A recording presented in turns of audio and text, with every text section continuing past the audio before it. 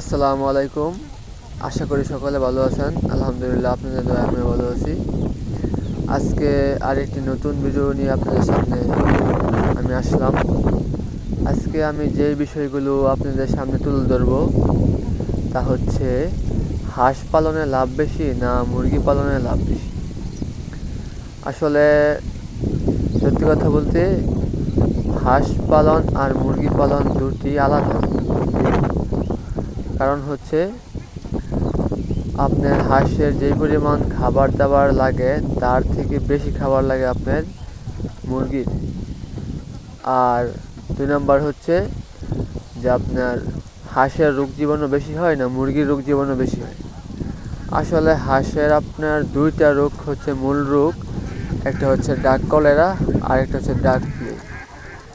আপনার ডাক প্লে আর ডাক কলেরা যদি আপনার টিকা ভ্যাকসিন দিয়ে থাকেন আলহামদুলিল্লাহ আপনার আর রোগ জীবাণু হওয়ার সম্ভাবনা খুবই কম। আর যদিও হয়ে থাকে সেটা আপনার সামান্য ট্রিটমেন্ট ওষুধপত্র খাওয়াইলে আলহামদুলিল্লাহ ভালো হয়ে যাবে। এই দুটো ভ্যাকসিন অবশ্যই করতে হবে, না করলে সমস্যা। আর মুরগির ক্ষেত্রে আপনার অবশ্যই ভ্যাকসিন আছে, ভ্যাকসিন করতে হবে।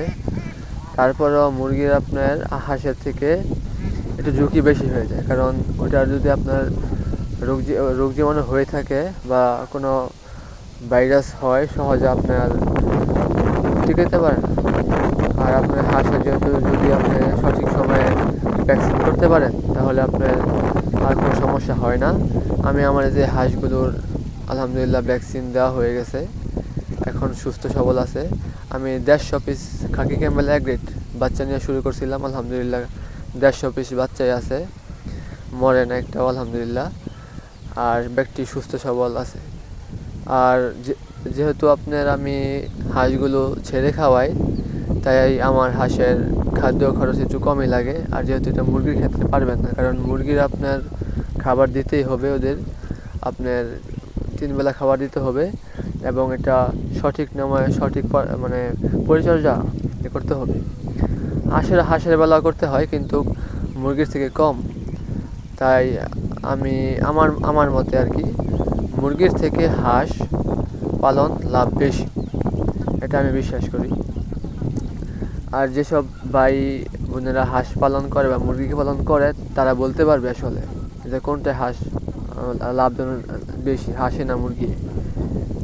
তো আপনারা যারা নতুন খামার করতে চান অবশ্যই হাঁস পালন শুরু করবেন, আর স্বল্প পরিসরে হাঁস খামার শুরু করবেন, এত লাভের আশায় করবেন না।